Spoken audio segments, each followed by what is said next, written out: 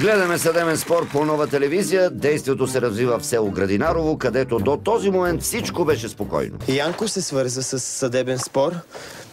Казва, че дъщеря ви не му дава да си вижда детето вече повече от 1 година. Кога? От февруари 2012 година, нали така? 12 от февруари, 22 февруари. Тогава, както взях, тук не ми разрешава да видим пето си. Това отговаря ли на истината? Ко? Не. Тъста хем не разбра въпроса, хем отговори. Ко? Не. Направо е като машина. Ко? Не. Не е машина, Кръстев, а същински гърга питич от черна котка Белкотарак. Но да оставим тъста, защото се задава един буреносен облак. Тъщата! Кой е ден дошъл той тук дете да вземи? Що лъжи? Що докара той този телевизор? Хубава работа. Екипът се превърна в телевизор. Ти с твоите лъжи. Закръта ли се занимава с тебе? Пултата никой не се... Вече телевизора ли ни къщи, бе? Тъщата е толкова ядосена, че зетя ни телевизор, ни радио може да го спаси. Вече телевизора ли ни къщи, бе? Виж какво ще ти кажа. С телевизора не мога да му плашиш. И докато репортерът телевизор се чуди на кой канал да превключи, С телевизора не мога да му плашиш. лютата Ромка продължи да ръси бисери. Виж, сладни глупости, жалби. Чакай сега, господин млад меринджер.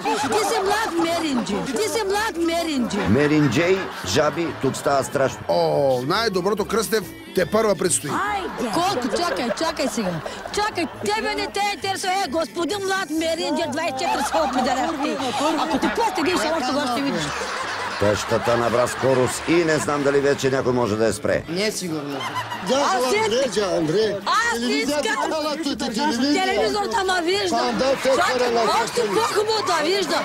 Аз не искам взе да ме млад меринджер. Добре, менеджер не те интересува. Кръстев, единството добро до тук е, че разбрахме какво означава меринджей.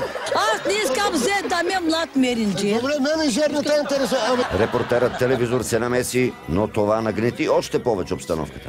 Янко казва, че дъщеря ви проституира. Кога? Край, заклад. Кога?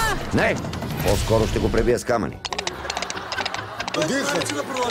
Не, дайте, моля ви се, не дайте. Пуснете, моля ви се, пуснете кермили. Абе, той не е твоето дете. Докажи е твоето. Направи дека. Ще чупя този телевизор. Това не могат да го укротят и в цирка. Ще чупя този телевизор. А кой е баща на детето? Кой е баща на детето? Успяха да натикат тъщата в двора, но не се гаси той, що не гаси. И оградата не е особено стабилна. И след като нито стабилното заграждение, нито мъжа я спряха, Ромката започна да си развява коня.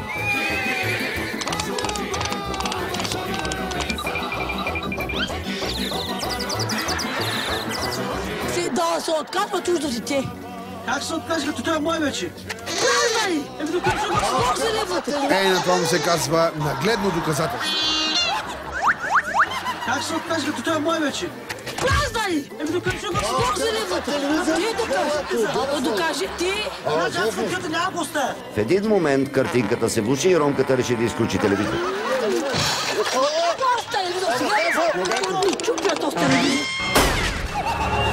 Всъщност, Манине, я пусни телевизора отново да видим най-добрите моменти. Ко? Не. Вече телевизора ли ни къщи, бе? Виж какво ще ти кажа. С телевизора не мога да му плашиш. Виж, сладни глупости, жалби. Колко? Чакай сега. Чакай, тебе не те интересува. Господин млад меринджер, 24 са определящи. Ако ти постигнеш, само това ще видиш. Кога? Този телевизор сега. Чупя този телевизор. Гаси веднага!